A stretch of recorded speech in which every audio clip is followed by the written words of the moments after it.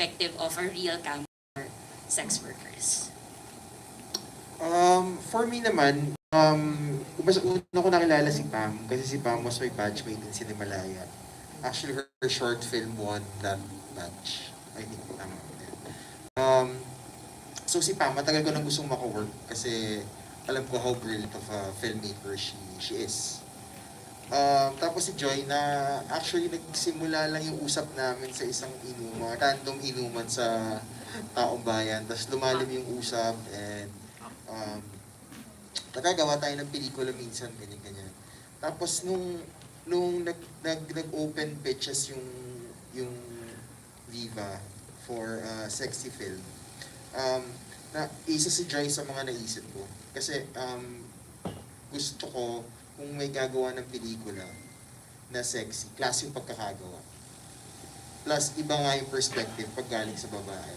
As opposed to, halimbawa, ako yung nag-direct.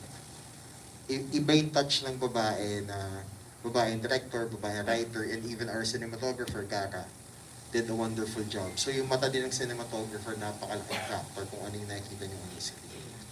And so personally, I'm very happy with the output and the process that Direct Joy, Salome and Pam went through to the research. Kasi kami ni Tonet, personally sa Project 8, gusto namin ng material na para may pinaglalaban. And dito pinaglalaban natin yung rights ng sex workers. Na dapat, yun nga, hashtag decriminalize sex work. And like what I said sa press con, kung kukumpara natin tayo sa bansa natin to somewhere like Amsterdam, where sex workers have rights, and they have, kumbaga, they have testing, alaga sila ng government, and they also pay taxes.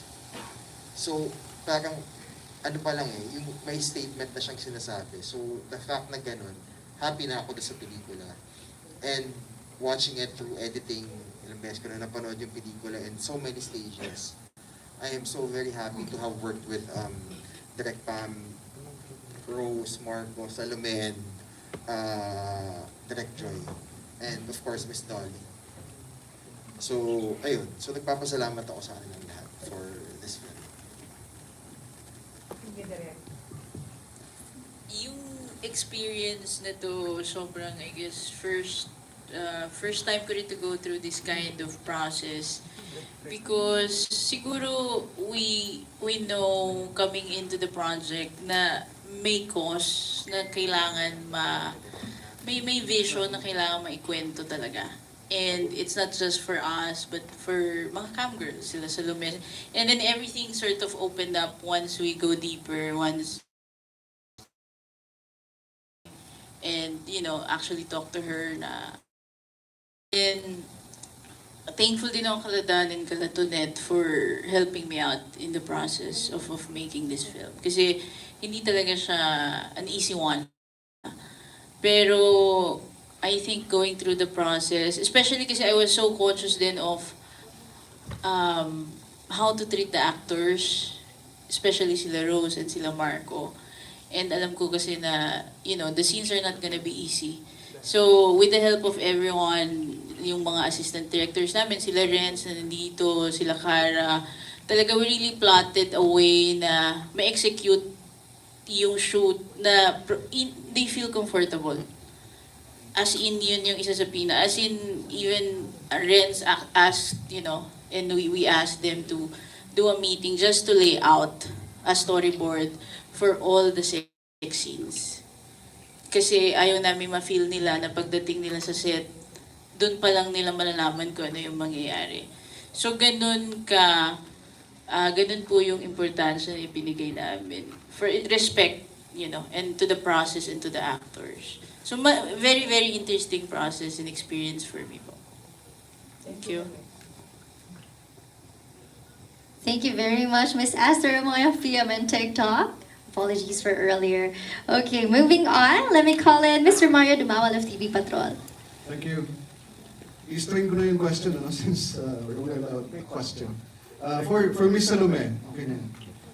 From the perspective of, from your perspective, we'd like to hear your verdict about the movie and the performance of Rose. At ano yung masasabi mo na ikaw ang naging inspiration ng pelikulang ito? Go ahead, go ahead. Sorry. I'm so overwhelmed. You are? Yeah, I am. And I didn't, like, going into this, I was, like, really happy that my input was sought because it's really important that my work and yung humanity ng sex workers was represented Yes. fairly. And I feel like parang yun yung pinaka na-communicate ng film sa akin na yes, we are human. Like, we are putting out a commodity that is very wanted. Like sex, like everyone wants sex. Everyone wants to see sex. Everyone wants to make porn. Pero a lot of people really forget that it comes from a real person with emotions. And Yes. parang, sorry na, overwhelmed. like parang, like I thought that it was important rin that it was shown the dangers that we face and yung illegal nature niya and the harassment that we face from our followers and fans and the people that we meet on the street and how badly stigmatized it is, that the stigma actually like rips families apart. It did for me.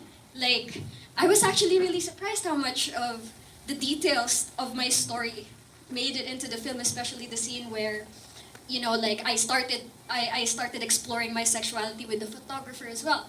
And the way that parang naghiwalay kami ng nanay ko, ganun na ganun.